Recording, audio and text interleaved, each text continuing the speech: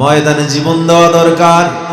আল্লাহর নবীর বিরুদ্ধে খ্রিস্টান ইহুদি বেঈমানরা কথা বলবে, কিন্তু মুসলমানরা যখন কথা বলে তখনও আপনার জবান নাড়ে না। আপনি খানকা নিয়ে পড়ে আছেন, আপনি আপনার দল নিয়ে পড়ে আছেন, আপনি আপনার পেট নিয়ে পড়ে আছেন।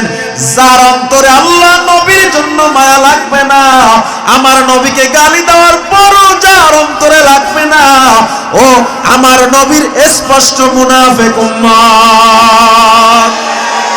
বিশ্ব নবীর অপমানে যদি না কাঁদে তোমার মন, মুসলিম নয় মুনাফিক, তুই নবীজির দুশমন।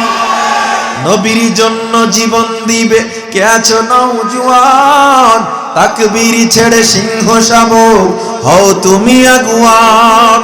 তোমার বুকে ইমানের বল, জবানে আল কোরআন, ভয়ে কাঁপে কাপুরুষ সব আর নরাধম শয়তান।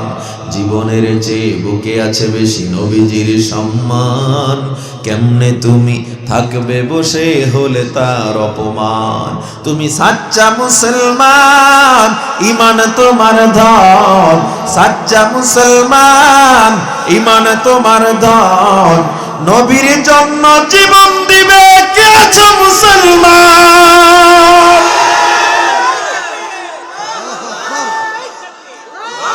ও মুসলমান ইমানদার, আমি বলি না, আমার নবী বলে দেন, লা ইউমিনু আহাদুকুম হাত্তা আকুনা আহাব্বা ইলাইহি মিন ওয়ালিদিহি ওয়া ওয়ালাদিহি ওয়ান নাসি আজমাইন।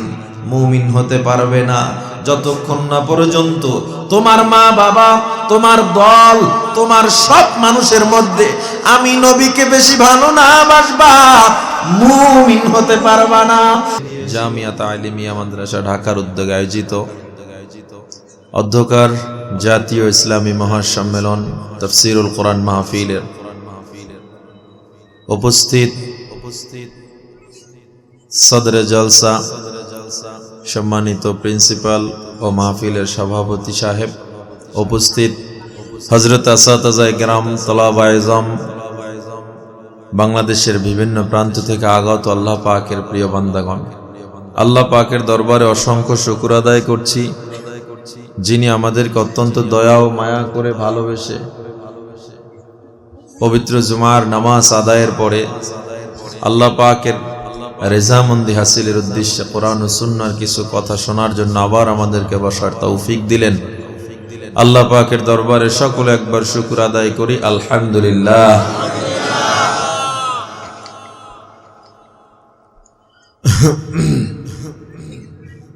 ছোট্ট একটা আয়াত তেলাওয়াত করেছি, আলোচনাটাও ছোট করব। আমলের নিয়তে অল্প সময় আমরা কথা বলবো এবং শুনবো। আমরা কর্তৃপক্ষ, আমাদের বয়ান করার কিছু নাই। আমরা শুধুমাত্র যারা ছোট আছি আদেশ পালনার্থে বসে, আর কিছু না। সুতরাং আমার পরে আরো বিদগ্ধ ওলামায়ে কেরামরা বয়ান করবেন, আমরা তাদের থেকে আরো বেশি ইস্তেফাদা হাসিল করবেন ইনশাআল্লাহ। মুফতি রাজাউল করিম আবরার হাফিজাহুল্লাহ, মাওলানা হেদায়েতুল্লাহ আজাদি ভাই, পীর সাহেব হুজুর চরমোনাই আল্লামা মামুনুল হক হাফিজাহুল্লাহ, মাওলানা খালিদ সাইফুল্লাহ আইয়ুবী, এরপরে মুফতি মিজানুর রহমান সাঈদ এবং বড় ভাই সহ আরো অনেক ওলামায়ে কেরামগণ বয়ান করবেন, উপস্থিত থাকবেন। মেজো ভাই উপস্থিত থাকবেন ইনশাআল্লাহ। সুতরাং আরো অনেক ওলামায়ে কেরামরা বয়ান করবেন।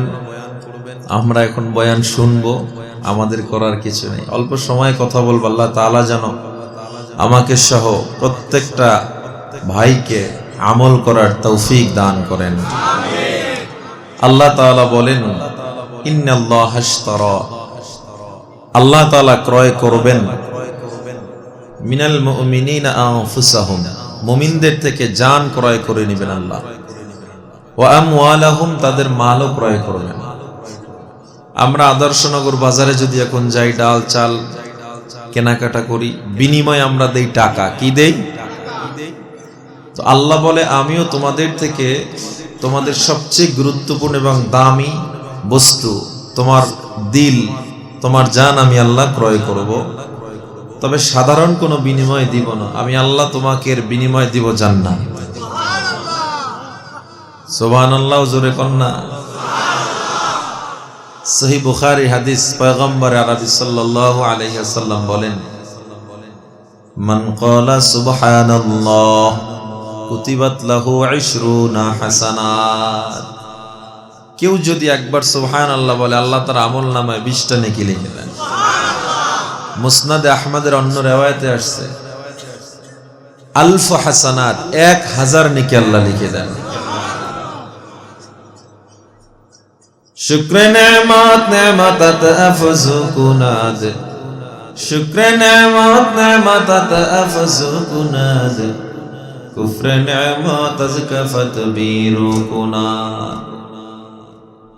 মান ক্বালা সুবহানাল্লাহ ওয়ালহামদুলিল্লাহি ওয়াল্লাহু আকবার ওয়া লা ইলাহা ইল্লাল্লাহ তামলাউ মা বাইনাস সামাওয়াতি ওয়াল আরদি বিত-তাওয়াব।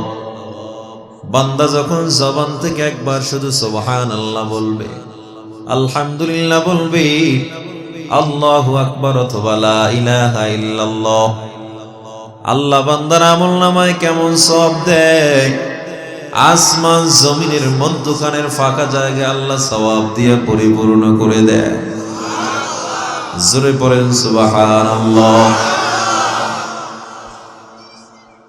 অন্য হাদিসে আসছে, বানা লাহু শাজারুন ফিল জান্নাহ। একটা তাসবিহাতের এত দাম, বান্দা যখন জবান থেকে এই তাসবিহগুলো পড়ে দেয়, আল্লাহ বান্দার জন্য জান্নাতে একটা ফলের গাছ তৈরি করে দেন। ফলের গাছটা কত বড়! আরবের দ্রুতগামী ঘোড়া ফলের গাছের ছায়ার এক মাথা থেকে যদি দৌড় শুরু করে, অন্য মাথায় যেতে যেতে কমপক্ষে 500 বছর সময় লাগবে। তা কিয়ামত গরবাগু ইয়ামজি কালাম, তা কিয়ামত গরবাগু ইয়ামজি কালাম, সদ কিয়ামত বগজারু দিনা তামাম। শুকরে নেমত নেমতাত আফজু কুনাদ, শুকরে নেমত নেমতাত আফজু কুনাদ, কুফরে নেমত আযকাফাত বীরু কুনাদ। এজন্য এমন একটা মজলিসে আমরা বসছি যেখানে বসলেই সগীরা গুনাহ মাফ হয়ে যায়। হাদিসে কুদসি পয়গম্বর আরবি সাল্লাল্লাহু আলাইহি ওয়াসাল্লাম বলেন, যেই মজলিসে জিকির হয়, যেই মজলিসে কোরআন সুন্নাহর আলোচনা হয়, যেই মজলিসে ফিকহার আলোচনা হয়, ওই মজলিসে নাযালাত আলাইহিমুস সাকিনা, আল্লাহ সরাসরি রহমত এবং নূর নাজিল করেন। সুতরাং যারা জামিয়া তালিমে আসছে মাহফিলে, নিজের ইচ্ছে আসি না, আল্লাহর খাস রহমত আপনার আমার উপরে আছে বিধায় এমন দামি মজলিসে আসার সৌভাগ্য হয়েছে। আল্লাহ তাআলা বলে, আমি আল্লাহ বান্দার জান এবং মাল ক্রয় করব, বিনিময় দিব জান্নাত। এবার আমাকে বলেন, যারা বাজারে যান, যারা বাজারে যান সামান কেনার জন্য যান, বাজারে গিয়া মাছ কিনে কেউ পচাটাও কিনে, কেউ 1 নম্বরটা ছাড়া কিনে না, কেউ বড়টা ছাড়া কিনে না, ঠিক না? ক্রেতায় ক্রেতায় ভিন্নতা আছে না নাই? যার কোয়ালিটি যত ভালো, তার প্রোডাক্ট কেনার কোয়ালিটিও তত হাই। এমপি লেভেলে যান, মন্ত্রী লেভেলে যান, আর উপরে যাবেন, তাদের প্রোডাক্ট কেনা, তাদের মাল সামানা কেনার কোয়ালিটি আরো হাই। অনেক কিছু ফাইন্ড আউট করে, ভালো করে দেখে শুনে তারা মাল কিনে। সেখানে আমার আল্লাহ ক্রেতা হইলেন, তাইলে তিনি কেমন প্রোডাক্ট কিনবেন? পচা মাছ ওয়ালা মার্কা প্রোডাক্ট কিনবেন, 2 নাম্বার প্রোডাক্ট কিনবেন। আল্লাহ বলে, মুমিন, আমি আল্লাহ এমন জান এবং মাল কিনবো যে জানের মধ্যে কোনো গুনাহ নাই। রাইসুল মুফাসসিরিন আব্দুল্লাহ ইবনে আব্বাস রাদিয়াল্লাহু তাআলা আনহু বলেন, কেমন জান কেমন মাল আল্লাহ কিনবেন? যেই জান এবং মালের মধ্যে 2টা গুণ পাওয়া যায়। সবাই হাত উঠান, কয়টা গুণ পাওয়া যায়? এতটুকু সময়ের আলোচনাটুকু মুখস্থ করে নিবেন, পারবেন তো ইনশাআল্লাহ? আমার এই জানটাকে, আমার এই দেহ, আমার এই অন্তরটাকে আত্মশুদ্ধি করার জন্য দুইটা গুণ লাগবে। এক নম্বরের গুণ ইবাদাতে কুল্লিয়া মা খুলুসিয়াত। এই অন্তর পরিষ্কার করার জন্য এক নম্বরে লাগবে আপনার ইবাদত খুলুসিয়াতের সাথে, একনিষ্ঠ। সব ইবাদত আপনার লাগবে। ইবাদতের মধ্যে এক নম্বরে গুরুত্বপূর্ণ ইবাদত কি? নামাজ। সবাই বলেন কি? নামাজ আপনার কেমনে একনিষ্ঠ ভাবে পড়া লাগবে আল্লাহ তাআলা সূরা মুমিনুনে বলে দিবেন, قد أفلح المؤمنون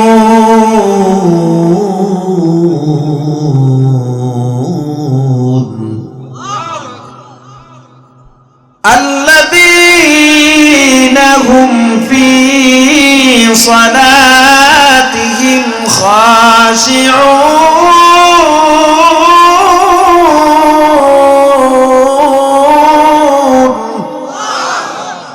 আল্লাহ তাআলা বলে মুমিনরা সফল। কোন মুমিনরা সফল? বলে যেই মুমিনের নামাজ খুশু খুজুর সাথে হয়। এজন্য জান পরিষ্কার করার জন্য দুইটা শর্ত। এক নম্বরে ইবাদত হতে হবে ইখলাসের সাথে। নামাজের ইখলাস কোনটা? সব নামাজেরই নামাজ এক না। কারো নামাজের স্পিড 2G, কারো নামাজের স্পিড 3G, কারো নামাজের স্পিড 4G, কেউ 5G, আর কাউকে তো ধরাই যায়, ঠিক না? নামাজ একটা ডিস্টার্ব আমাদের কাছে। দোকানে কাস্টমার, নামাজের জন্য আর মায়া নেই। বাস মাহফিলের আয়োজন করছে, কমিটির নামাজ শেষ হয় কি হয় না? বিয়ে বাড়ি বিশাল আয়োজন, নামাজ নাই। যে একেবারে সবচেয়ে ভালো নামাজি এই ব্যক্তিটা ওদিন নামাজ পড়ে না, হয় কি হয় না? নামাজকে বলো না কাজ আছে, কাজকে বলো আমার নামাজ আছে। নামাজকে বলো না কাজ আছে, কাজকে বলো আমার নামাজ আছে।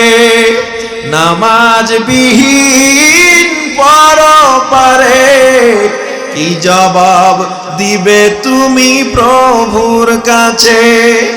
নামাজকে বলো না কাজ আছে, কাজকে বলো আমার নামাজ আছে।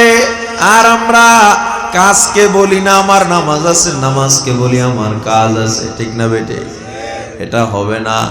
ইসলাম যদি পরিপূর্ণ না মানেন, একটা মানবেন একটা মানবেন, এটার নাম ইসলাম না। আল্লাহ তাআলা বলেন ইয়া আইয়ুহাল্লাযীনা আমানু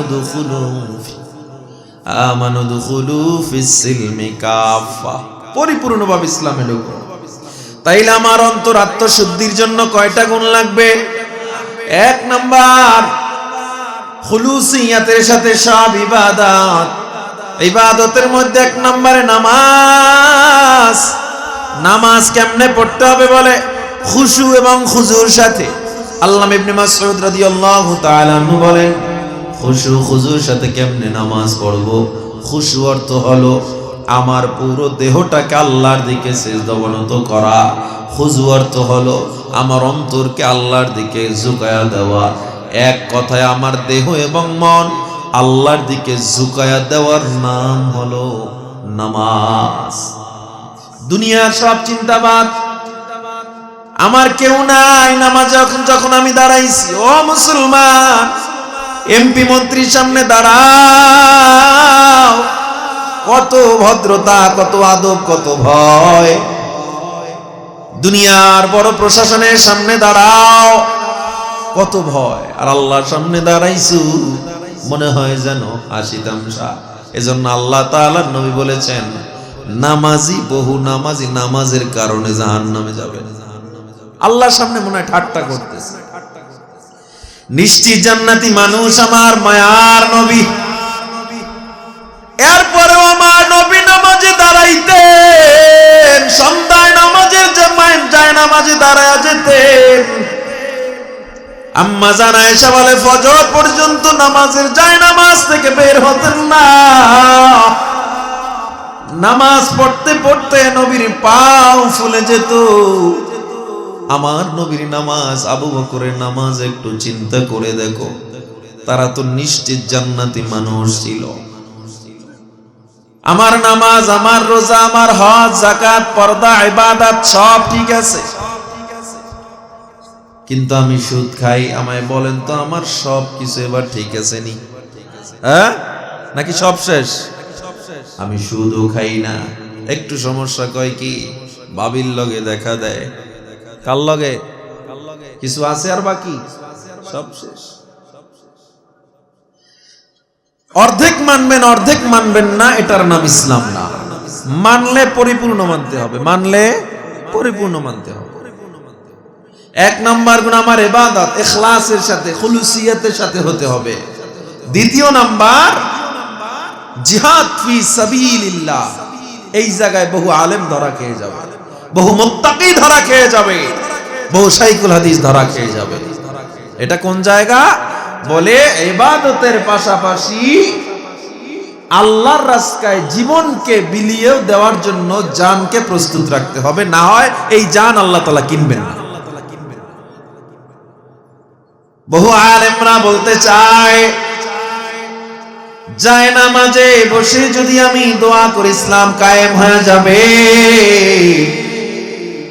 যায় নামাজে বসে দোয়া করলে যদি ইসলাম কায়েম হয়ে যাইতো, আল্লাহ নবী উহুদের ময়দানে গিয়ে রক্ত দেওয়ার প্রয়োজন ছিল না। কথা বলেন? যায় নামাজে বসে যদি ইসলাম কায়েম হয়ে যাইতো, 27টা যুদ্ধে আমার নবীর দিয়া তো কষ্ট করে উপস্থিত হওয়া লাগতো না। নবী আমার প্রমাণ করে গেলেন, যায় নামাজের ইবাদত ঘরের ইবাদত ঘরে করতে হয়, ময়দানের ইবাদত, জানের ইবাদত, জিহাদের ইবাদত ময়দানে গিয়েই করতে হয়। এর বাইরে যারা চিন্তা করবে মুনাফিক, কোনো সন্দেহ নাই, ঠিক না বেটে? অনেকে বলতে চায় আমি শুধু দোয়া করবে তো ইসলাম কায়েম হয়ে যাবে। না না, দোয়া করলেই যদি ইসলাম কায়েম হয়ে যাইত, সাহাবায়ে কেরাম রক্ত দেওয়ার কোনো প্রয়োজন ছিল না। এই মুসলমান, মুসলমানের তো দুইটা গায়রাত থাকতে হয়। সবচেয়ে বড় গায়রাত মুসলমানের মধ্যে, গায়রাত দুইটা থাকতেই হয়। এক নাম্বার ইবাদত করবে, আল্লাহর কাছে মাথা নত করবে। দ্বিতীয় নাম্বার বাতিলের কাছে মাথা নত করবে না। এই দুইটা গায়রাত যেই মুসলমানের মধ্যে নাই, ওরা হলো সরকারি আর তরকারি মুসলমান। সরকারি আর এরা দরকারি না। মুসলমানের তো অভাব নাই, কিন্তু আপনার অন্তর, আপনার জানের চিন্তা কি আপনি একবার করছেন? আপনার জান, আপনার মাল, আপনি মনে করছেন আপনি হাজী সাহেব, আপনি 40 বার হজ করছেন, উমরা করেন প্রতি বছর, আপনার সাথে ইবাদতে কেউ পারে না। কিন্তু যখন অন্যায়ের বিরুদ্ধে কথা বলা দরকার, ময়দানে জীবন দেওয়া দরকার, আল্লাহর নবীর বিরুদ্ধে খ্রিস্টান, ইহুদি, বেঈমানরা কথা বলবে, কিন্তু মুসলমানরা যখন কথা বলে তখনও আপনার জবান নাড়ে না। আপনি খানকা নিয়ে পড়ে আছেন, আপনি আপনার দল নিয়ে পড়ে আছেন, আপনি আপনার পেট নিয়ে পড়ে আছেন। যার অন্তরে আল্লাহ নবীর জন্য মায়া লাগবে না, আমার নবীকে গালি দেওয়ার পরও যার অন্তরে লাগবে না, ও আমার নবীর স্পষ্ট মুনাফিক উম্মত। বিশ্ব নবীর অপমানে যদি না কাঁদে তোমার মন, মুসলিম নয় মুনাফিক, তুই নবীজির দুশমন। নবীর জন্য জীবন দিবে কে আছো নওজোয়ান, তাকবীর ছেড়ে সিংহ শাবক হও তুমি আগুয়ান। তোমার বুকে ইমানের বল, জবানে আল কোরআন, ভয়ে কাঁপে কাপুরুষ সব আর নরাধম শয়তান। জীবনের চেয়ে বুকে আছে বেশি নবীজির সম্মান, কেমনে তুমি থাকবে বসে হলে তার অপমান। তুমি সাচ্চা মুসলমান, ইমান তোমার ধন, সাচ্চা মুসলমান, ইমান তোমার ধন। নবীর জন্য জীবন দিবে কে আছো মুসলমান?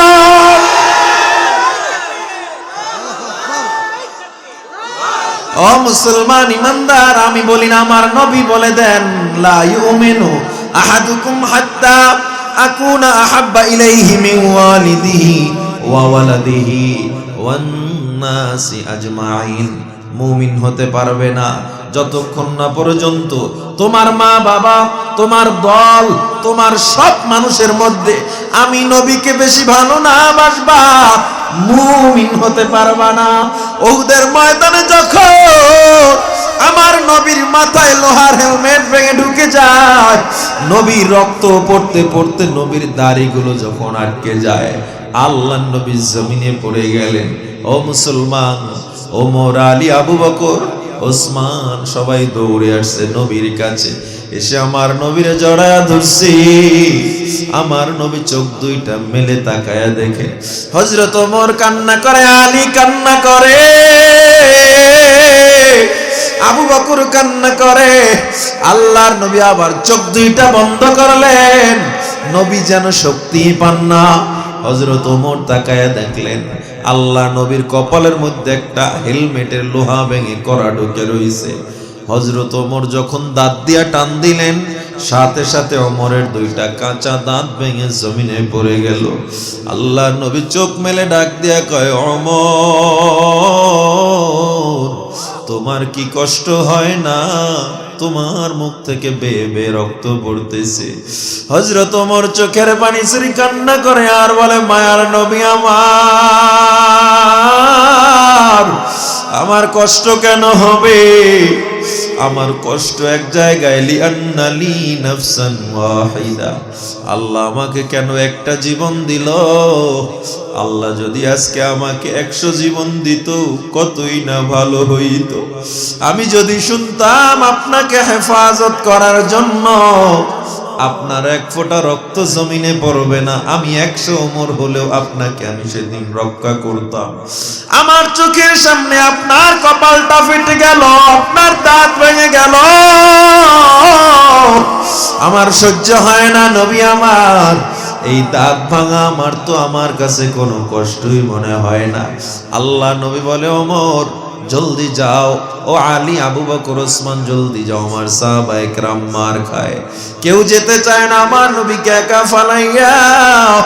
আমার নবী রক্তাক্ত, আমার নবী আমার বাধ্য হয়ে কসম করে বললেন, আল্লাহর কসম করে বলি তোমরা চলে যাও। আল্লাহর নবীর কসম শুনে বাধ্য হয়ে সবাই যখন রওনা দিল, হযরত ওমর ইয়াতীমের মতো মাথাটা নবীর দিকে ঘুরায় আর ডেকে বলে, মায়ার নবী পাঠা দেন, কিন্তু আপনার যদি কিছু হয়ে যায় আমি ওমর দুনিয়ায় কিন্তু বাঁচবো না। আল্লাহর নবী যখন সবাইকে পাঠিয়ে দিলেন, আমার নবীকে কাপে বেঈমানরা তীর মারা শুরু করলো। তলহা রাদিয়াল্লাহু তাআলা লাফ দিয়া গিয়ে নবীর সামনে দাঁড়া যায়। আল্লাহর নবীর গায়ে তীর আসা শুরু হয়, যেদিক থেকে তীর আসে সেদিকেই তলহা তার শরীরটা ঘুরায়া দেয়, যেদিক থেকে তীর আসে সেদিকেই তার বুকটারে ঘুরায়া দেয়। আমার নবী তলহার দিকে তাকা বলে, তলহা তোমার শরীরে জায়গা নাই, কষ্ট কি হয় না? তলহা কান্না করে আর বলে, ও নবী, আপনার চেয়ে বেশি কষ্ট আমার হয় না। ও নবী, আমার একটা তীরের আঘাত, আমার যদি 100 তীরের আঘাত আসে, আপনার এক ফোঁটা রক্ত আমি তলহার কাছে সহ্য হয় না। একটা তীরের আঘাতে মানুষ দাঁড়ায়া থাকতে পারে না। হাদিসে আসছে সেদিন তলহার গায়ে 70টা তীর বর্ষার আঘাত লেগে গিয়েছিল। যে একটা তীরের আঘাতে মানুষ দাঁড়াইতে পারে না, এই তলহা 70 তীর বর্ষার আঘাত নিয়ে আমার মায়ার নবীরে কাঁধে উঠাইছে। আমার নবীরে কাঁধে উঠাইয়া পাহাড়ের উপরে চলে যায়। আল্লাহু আকবার, জোরে বলেন আল্লাহু আকবার। একটা তীরের আঘাতে মানুষ জমিনে দাঁড়াইতে পারে না। যারা মদিনায় গেছেন দেখছেন উহুদ পাহাড়টা কত উঁচু, কত উপরে। একটা সুস্থ স্বাভাবিক মানুষ সেখানে ওঠা বড় মুশকিল। আর তলহা সেখানে 70টা তীর বর্ষার আঘাত নিয়ে নবীরে কাঁধে নিয়ে পাহাড়ের উপরে চলে গেছে। আমার নবীকে পাহাড়ের উপরে নিয়ে তলহা জমিনে শুয়ে পড়ছে। আমার নবী তলহার মাথাটা নিজের রানের উপরে উঠাইয়া নেয়। আমার নবী মাথা মোছার কয়, তলহা তোমার বুঝি অনেক কষ্ট হয়? তলহা কয়, নবী আমার কোনো কষ্ট নেই, আপনার মোবারক কোলে আমি চড়তে পেরেছি। ও নবী আমার কোনো কষ্ট নাই, আপনার দামি হাত আমার মাথায় বুলাইছে। মদিনার জিন্দেগিতে আমার নবী হঠাৎ করে কান্না করতেন। একদিন আবু লুবাবা রাদিয়াল্লাহু তাআলা জিজ্ঞাসা করে, ও নবী আপনি কেন কোনো প্রসঙ্গ ছাড়া কান্না করেন? ও নবী আপনি কেন কোনো প্রসঙ্গ ছাড়া কান্না করে দেন? আল্লাহ নবী ডেকে বলে, আবু লুবাবা আমি কোনো প্রসঙ্গ ছাড়া কান্না করি না। আমি কান্না করি যখন আমার তলহার কথা মনে পড়ে যায়। উহুদের ময়দানে আমার তলহা আমার জন্য জীবনটা দিয়ে দিয়েছিল। ও আমার মুসলমান ভাই, এজন্য অন্তরাত্মশুদ্ধি করার জন্য 2টা গুণ লাগবে। একটা ইবাদত খুলুসিয়াতের সাথে, দ্বিতীয় নাম্বার জান আল্লাহর রাস্তায় কোরবানি করার জন্য প্রস্তুত থাকা লাগবে। এই 2টা গুণ জীবন থাকার যাক, 2 গুণের উপরে আমরা আমার শেষ নিঃশ্বাস পর্যন্ত ইখলাসের সাথে থাকবো। কে কে রাজি আছেন? আল্লাহকে হাত 2টা দেখায় দেয়। নারায়ে তাকবীর। আমাদের এই আত্মশুদ্ধির জন্য যে 2টা গুণ তাফসীরে আল্লাহর নবী সুন্দর করে আমাদের জন্য স্পষ্ট করে দিয়েছেন। আল্লামা ইবনে আব্বাস বলেন, এই 2টা গুণ যার মধ্যে থাকবে ব্যক্তির মৃত্যু হতে দেরি, জান্নাতে যাইতে দেরি। আল্লাহ আমাদের কবুল করে নেন। আমিন সুম্মা আমিন। ওয়া আখির দাওয়ানা আনিল হামদুলিল্লাহি রাব্বিল আলামিন।